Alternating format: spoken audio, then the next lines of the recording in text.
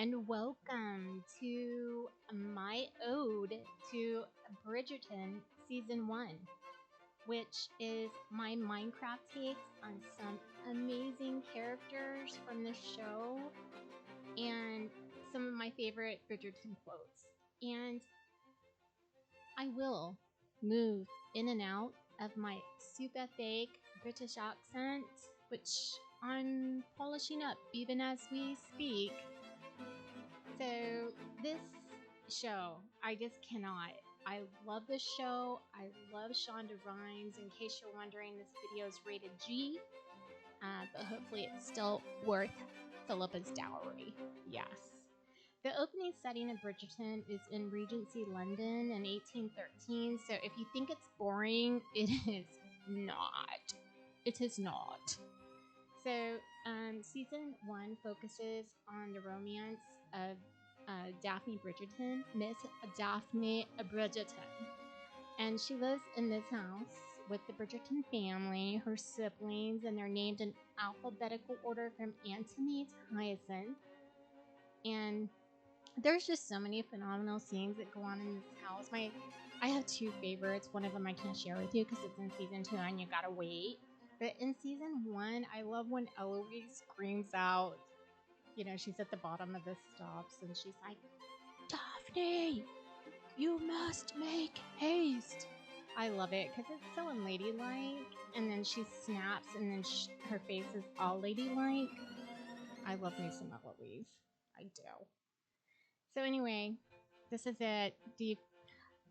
I love that season 2 scene. I wish I could go into it, but I can't.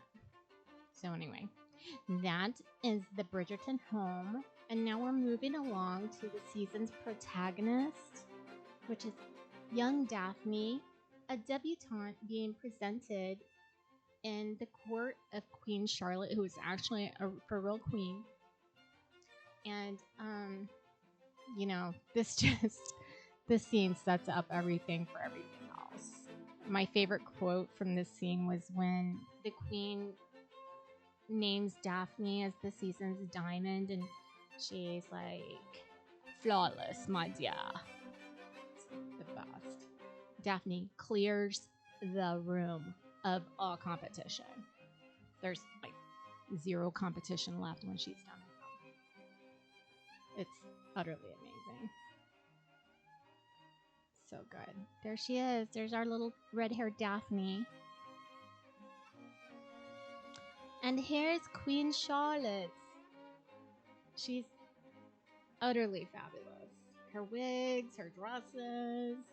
She even likes to be right all the time, which really speaks to me. And she fights against the local gossip trader who's constantly challenging her in the gossip mag, Lady Whistledown. She's kind of like her arch nemesis.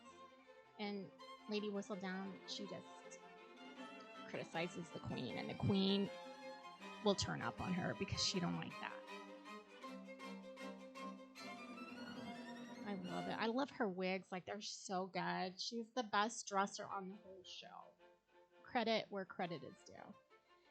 So here's the Featheringtons, the Bridgerton neighbors, and they have 4 girls that they're putting out to debut for the season. And here they are. There's Penelope, sweet Penelope, Lady Whistledown. Spoiler alert, 5, 4, 3, 2, 1. There's Philippa and Prudence. Prudence passed out because her mother said, when I was your age, I could fit my waist into an orange and a half. And so then she passed out. I'd pass out too, girl, if I had to wear that thing. You should have seen her squeezing on her. It was not pretty. It was not pretty. Yeah, but they're like, these girls, they're just not that nice. You know what I'm saying? Like, you know, Prudence is like, you're 2 stone heavier than you need to be. And Philip is like, your skin has acne. It's not good. They're just judgy and not nice. Alright, here's Lady Penelope. And she is the town gossip monger. It's anonymous though, nobody knows. She. Oh, spoiler alert 54321. She is anonymous. She spills all the tea. She turns up on the queen and her scandal sheet. She's got a mad crush on Daphne Bridgerton's brother, Colin. It's so obvious to everyone but him. And she's best friends with Daphne's younger sister, Eloise. Keep up. Penelope flames everyone as Whistledown, but she lacks the confidence, sort of in her real life as a Featherington. Yeah, she says she feels invisible. Yeah. I don't feel like I'm timely with my spoiler alerts. So, the Featheringtons are the Bridgertons' neighbors, and they struggle in ugly ways. It's not good. Season 1, Baron Archibald Featherington. He's a gambler and he mismanages their ledgers constantly. He has to take in the girl on the right. That's Miss Marina Thompson, and she'll be the 4th lady that Lady Featherington has to debut. So yeah, he did that probably for money purposes, but his wife, Portia, she's just like angry and dismayed all the time, and they all struggle in this family to be kind, and that even goes for Penelope, because what she's doing as Lady Whistledown is like not that nice. But we gotta have some conflict to hold this show together, and it delivers. Believe me. If you think it's boring, it is so not. You think London and fancy? No, it delivers. Yeah, but every one of these people, they just struggle. And this is their family colors. They dress outlandishly, so you can kind of just tell. Guess who these are? Guess who these pixel people are? And they're orange and bright yellow and fuchsia. Should have made Portia wear the fuchsia. Yeah. I did make their hair look cute, I gotta say.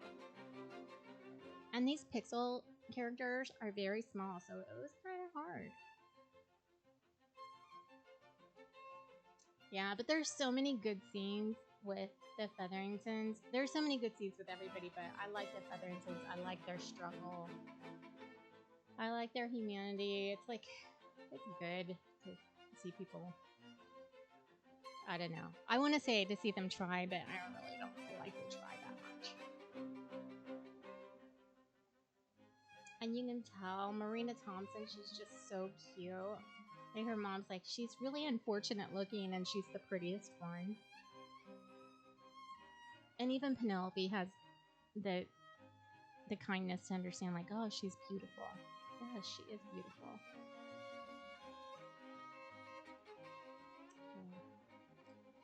I like it. I was gonna do the whole house, but I was too lazy. Oh, Portia. No. Here, let's get a good look at her. You don't even know. I did try to get everybody's eye colors right, and their hair color. It's very difficult. It's difficult, darlings. Alright, now she's holding a llama. Portia's holding a llama.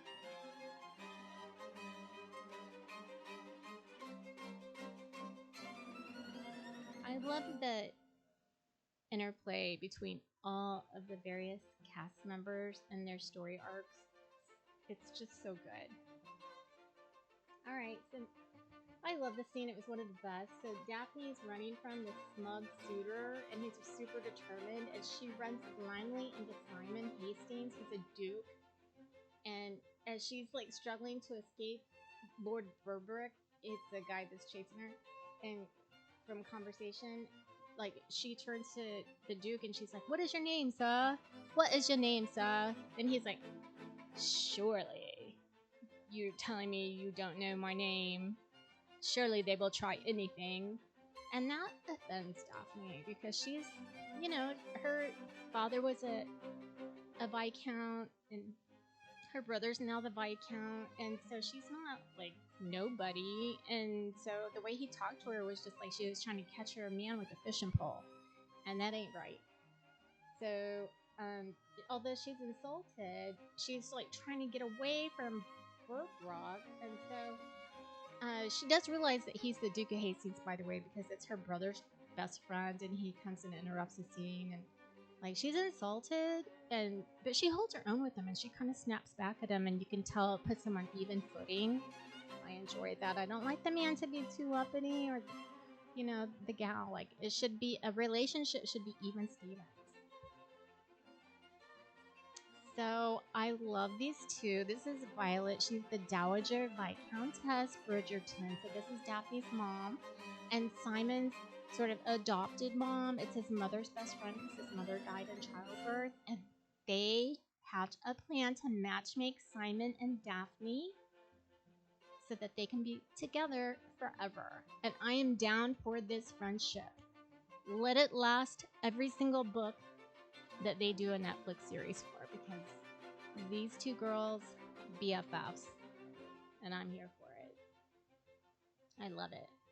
I even got her cane. Like, I love the lush materials that they use in her costuming. It's so good. Yeah, but they're very nosy and they're cute, but they have the best intentions, so it's really good. So the next scene is, I think they call it Dinner with the Duke, but the moms arranged to have the Duke and Daphne sitting together at dinner at the Bridgertons, and she only cooks into the house with gooseberry pie. And you can tell Daphne's brother's irritated with it because, Anthony and Simon were best friends in college, and so they are both rakes, and they know that, and so he knows that he's not planning to marry, so he's like, why are you with my sister? And he's like, trust me, I have good intentions. There's, see the gooseberry pie on everybody's plate. It's so cute. There's Anthony. You can see his sideburns. Everybody has sideburns. Thank God, or none of these like pixelated people would look different than each other. There's Violet at the end. Simon and Daphne. I love her much when he's like, you think that you'd be happy to be seated next to a duke, and she's like, oh, how could anybody be anything other than happy whilst sitting next to a duke? I love that word, whilst. Do you like Daphne's side pony like that? I worked really hard on that. The hair was like the one thing that I could actually make unique between the pixel people. And you can tell the younger ladies, their skirts don't reach the floor because their hems haven't been dropped by the modiste. It's a whole thing. Yeah, but this is good. Oh, there's the kids throwing peas. That's Gregory and Hyacinth. They're named in alphabetical order, and the Duke is actually charmed by this because he was raised, with Lady Danbury because his dad was cruel to him. And so he's kind of surprised to see all this commotion at the table and this loving family seated together, all together, even the children. There's Eloise. I feel like I nailed her hair. It looks so cute. I might have went overboard on Fran's hair, but Eloise I pretty much got. There's the Duke having a little drinky drink. How could a girl be anything but happy while seated next to a Duke? Like, he lights right up too when Violet says, you'll have to stay for some gooseberry pie. And I'm like, is it gooseberry or gooseberry? I think it's gooseberry. So moving on to a major plot line, Daphne's hopes are dashed as Lord Nigel Berwick doggedly pursues her, and he's the worst. He's the worst. And her brother agrees to the match, leaving Daphne without a say-so in the matter, which is kind of true for back then. It is, in their situation, it was true. So as Daphne struggles with it, then Nigel pushes things too far in the garden by the dark walk, which could ruin a girl's reputation if you were by the dark walk. And this is her punching the Klimt flat out, as Simon would say. check out Daphne's hair. It is to die for.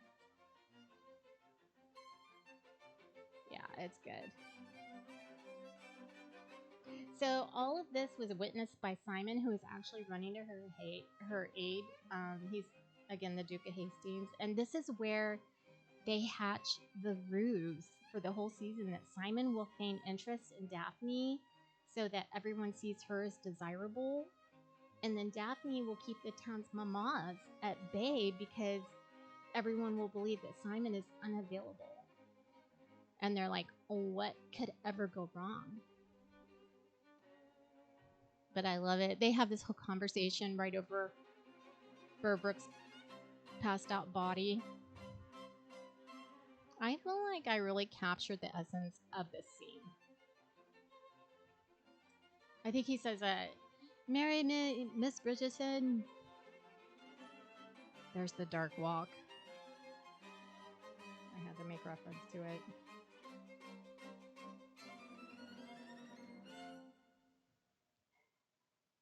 There he is. He deserved it too. Do not put your hands on a lady. And then he goes around for the rest of the season with like this horrid black eye. So this scene is where I knew I would watch every episode of every season. My favorite quote was when Simon tells Daphne to look into his eyes because if this is to work, we must appear madly in love. So romantic. And everyone is standing around looking at them because no one can believe that they just walked up to the dance floor together. Everyone's taking it in. As is Penelope, who, spoiler alert, is Lady Whistledown. This is a big turn of events. But it was super romantic. And I'm here for it.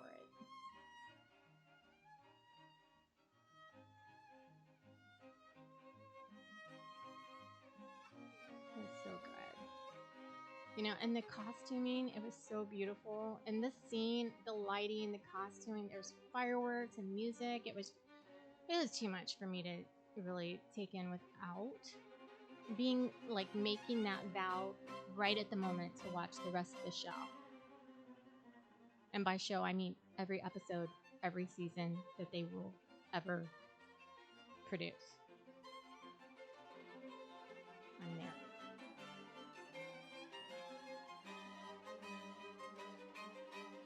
Aren't they cute? So the next scene, spoiler alert, Lord Berbrook is exposed as lacking moral character. He does not have good moral character. And there's his mother, Lady Berbrook. And she likes kippas. That's what made her conceive her Nigel. And, yeah. There's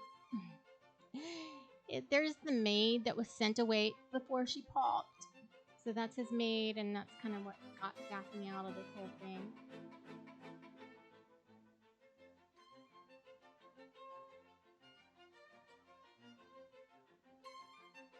It's so good. I like the little maid bow in the back.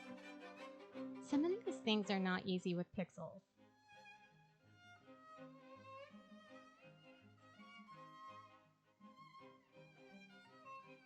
That poor maid. Kippers on rye, that's what worked when I conceived my Nigel. And you can just tell Daphne's like trying to not throw up. So by this time, so much has happened, but there is some burning going on. And if you've watched the show, you know what the burning is. And also, I love that Daphne is able to give, in this scene, she's able to give Simon some insight into his mother because she died in childbirth. And his dad was so mean about it and abusive. And, like, he cannot understand why this painting was to his mother's taste. And Daphne is able to explain why. And she's like, it reminds me of waking up in the country, first thing in the morning when I am all alone, I have not yet spoken a word to a soul, and I look outside the window and it is serene, as if I could be the only person left in the world, and yet somehow I am not lonely. I am at peace. And I was like, wow. Like, I never really look at paintings like that and think like this is what I would think. And then, but you can tell he's like, wow.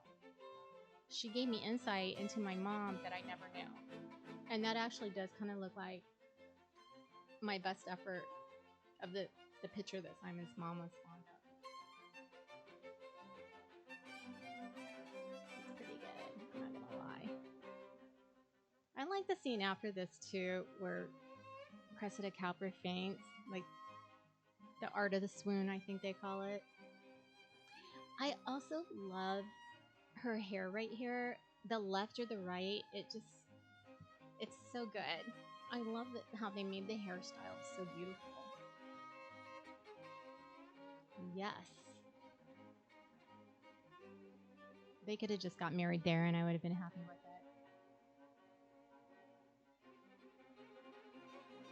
it. And notice she did not have gloves on and they were holding hands.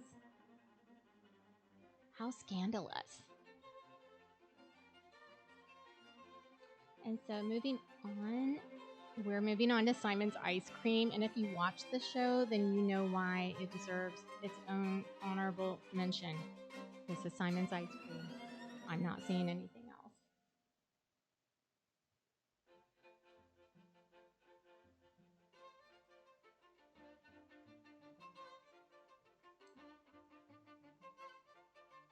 So, when Simon breaks things off with Daphne because there's a prince in town and he wants to clear the way for Daphne to have happiness with the prince, and then she responds by setting out to wow everyone. And I love, like, she has this interaction with her lady's maid, Rose, and I love Rose. I know she's probably not like a major character, but I thought she was important enough to put in here on my first swipe at season 1 because, like, she, she makes it happen.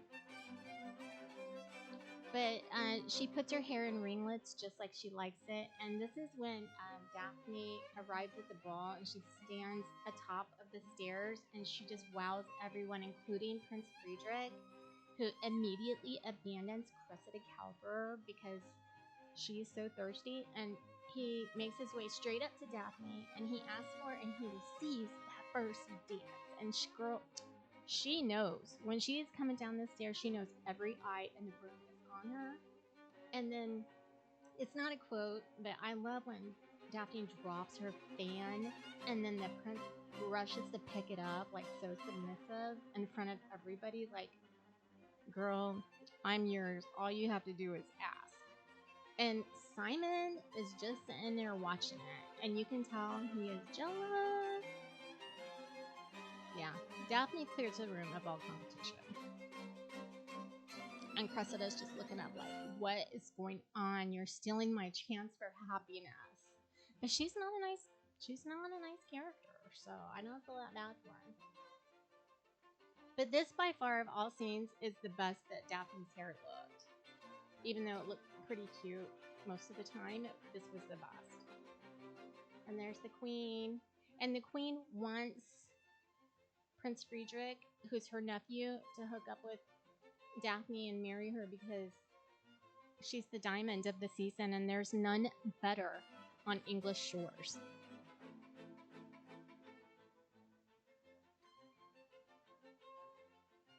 Yeah, there's Prince Friedrich and those sideburns. Actually, they got along really good. I could see her marrying him if Simon was being continued to be non-committal.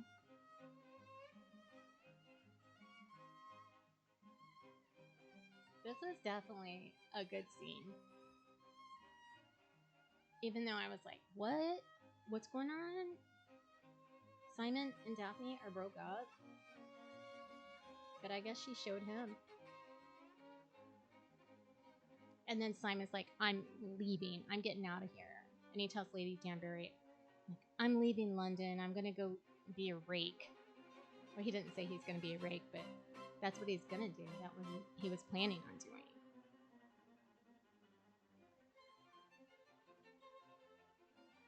the queen's outfits. They're just so good. You see your little fan. You see Daphne's fan. And the blush that Rose made is her own recipe.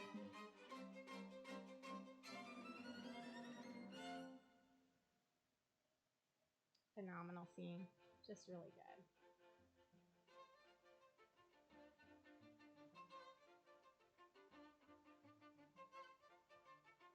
I feel like this version of Daphne as a pixel person gets her the best of any of the pixel versions that I did of her. So moving along to good parts, by the time the next scene, then Daphne is near ruin again. Because a whole bunch of stuff happens, but her brother Anthony catches her and Simon embracing heatedly in the garden. There's Rose, her lady's maid. I wish I had a lady's maid. I'm my own lady's maid.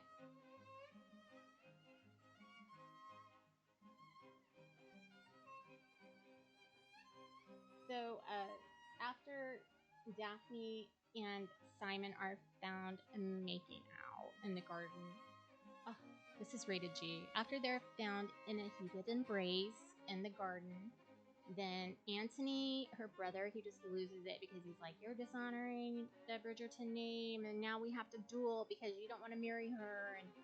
But Simon's made a vow to never marry or carry on the Hastings dukedom because his dad was abusive to him, and he has a really good reason for doing it. But it's just so hard for... No one has really explained that to Daphne, so she doesn't understand why he doesn't want to get married. But I think she knows he loves her. But this is the duel, and then she interrupts it, and she takes charge. She takes charge. I mean, the grudge that he has against his dad's dead. And so, like, he's not even going to know if he doesn't marry or carry on the Hastings name. But I like Daphne's compromise, even though it felt weird and kind of sad, like she was settling at the time. I don't know, it worked out because I felt like he did love her.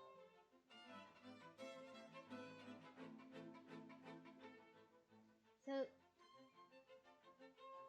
the biggest spoiler of all, we're just coming up to it now. Like, let's just put it out there.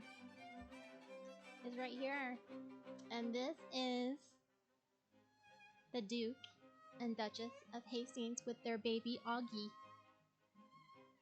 I think his name is Simon Bassett. She's Daphne Bassett, and it's Augie Bassett. It's probably August or Augustine Bassett. I don't know what it is because I didn't read the book. I need to read the book. Their little baby.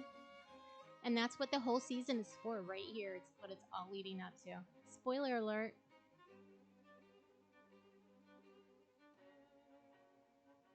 It's so good.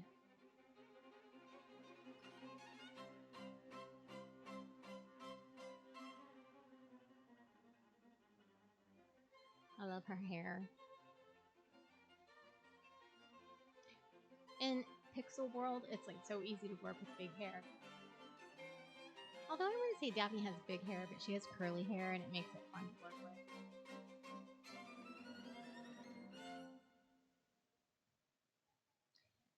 There are so many wonderful characters in Bridgerton. Daphne's brother Benedict is the creative type, and he likes to shake it up, and his storyline mostly revolves around the art world. So here's him at his easel discovering his creativity. I feel like I nailed his hair too. It's kind of neat but messy. Like you just want to zhuzh it with your hand. Not in a creepy way, just saying. If you knew someone like that, you would probably do that.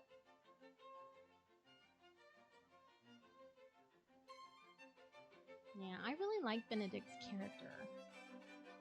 He's like fun and he's on this voyage of self-discovery, and I don't know, it must have been hard to be a second-born son back in those days. Like his son is the Viscount, he inherited everything, and he's just like the second son. What's he gonna do? I'll tell you what you're gonna do. You're gonna paint and you're gonna have girlfriends. And you're gonna hang out with creative people. So I love this scene just shows so much that Benedict, like his open-mindedness and his creativity. He has a romantic interest in the modiste, which is Genevieve Delacroix.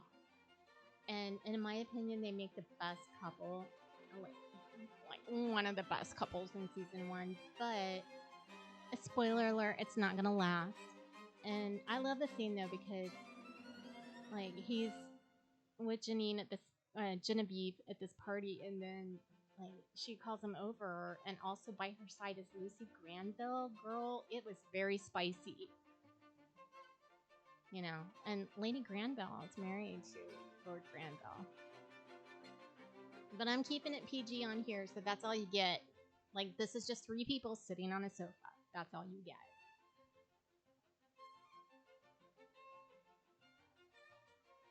I really liked Genevieve and Benedict together.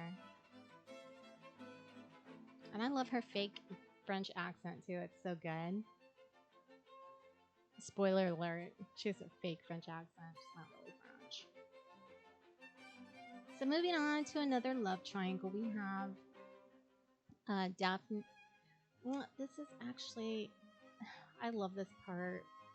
This might even be from season 2. I don't know why I put it on here, but this is Colin, who's been on travels, and Benedict is trying to open his creative mind, and Colin tells him how if you drink this tea, you can focus on a single blade of grass for hours. And so, you know, Benedict is so desperate, he chugs the whole thing down, and then he is schnockered for like the next day or 2. But it's the best. It's the best. Sometimes I like to see somebody relax when they got a lot of worries.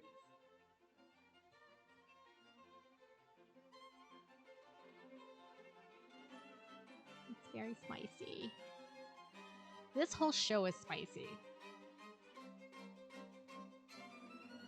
I don't know. If you're keeping it rated G, like Benedict's storyline, sometimes it's rated G.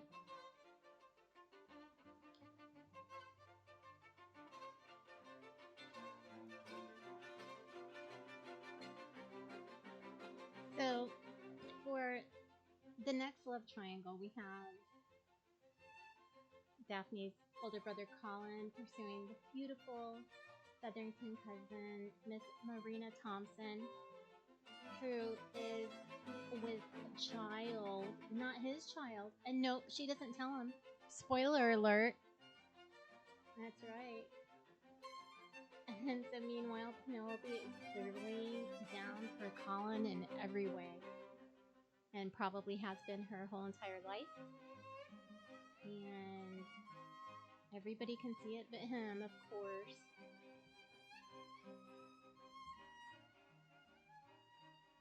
I feel like I nailed Marina's hair. If anything else, because I have big hair. There are so many rich characters on this show. I love the storyline for Simon's founding confidant, Will Mondrick. He's so easy to root for, and sometimes, like, spoiler alert, he made a bad decision. But he did it for the best reason. You see his little 6-pack, 8-pack. And here's the reason. This is his wife, Alice, and his child. And I like how she just stands behind him, everything they do, and their business and everything. It's just, I feel like she's a good example of what a wife should be.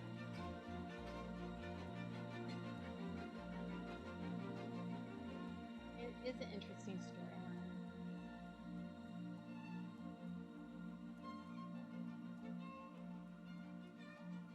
Their kid is cute.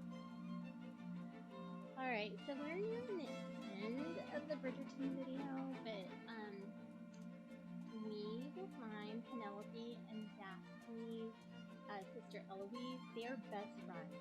They're besties. They're walking, they always walk, and they commiserate about the ills of the age and how women are put upon, which they were. I mean, believe you me, they were. And Eloise is, such a feminist, and she has such a drive for independence from the societal rules that are put upon them. And then it's just so crazy because Penelope is secretly leading society by the nose as Lady Whistledown, and Eloise doesn't know anything about it. There's so many crossing storylines there. It's just the twists and turns, or with that dynamic, it's just. I love though when Eloise is like, why must our only options be to squawk and settle, or to never leave the nest? What if I want to fly? And I'm like, you dang straight, girl. But their relationship just shows how sheltered women were back then, which is true. And when they can't figure out how an unmarried woman is with child, yeah, because they thought you had to be married to have a child.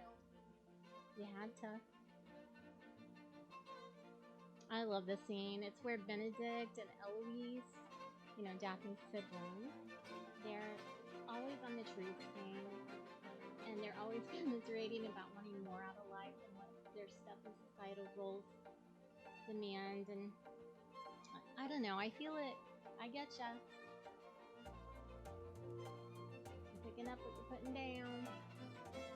But it's good. I like, the love that the Bridgerton family, it's just healthy. For the time.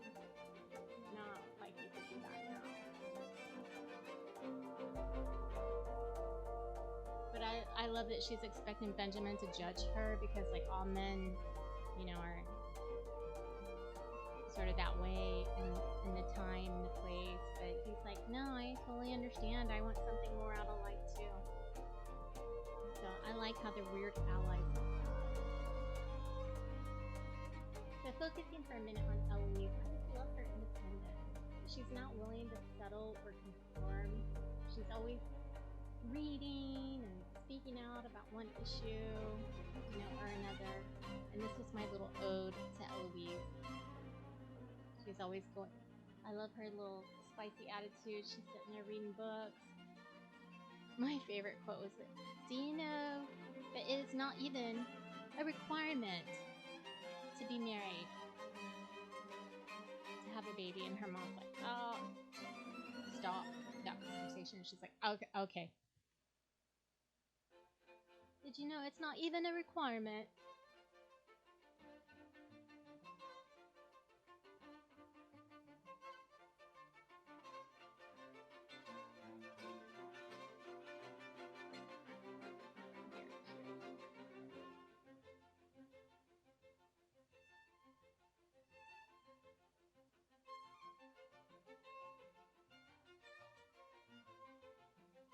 I know.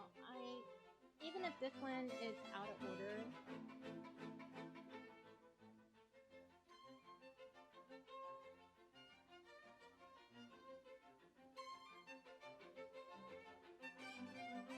I don't know. I wanted to go back to sort of the reason why this whole thing started to begin with was Simon's vow to not carry on the Hastings name, and this is the last vignette, but this just shows that the previous Duke of Hastings and a young Simon, and he tells him, it's so heartbreaking, he tells him, "You're my biggest disappointment." And he develops a stutter, and that's where Lady Danbury comes in, and she's like, if I can help you with this, problem of yours, and if you agree to do it, then you must promise me that you will be worthy of the attention you command. It's so good, so empowering. I was like, yes! And she was Simon's mother's best friend, and I think that is so nice. So that's it. That's it for Bridgerton Season 1. It is all the characters and scenes that I dare to create in one video for now, but I'll either flesh out more important scenes from Season 1 or so good. Okay, that's it for now. Bye bye.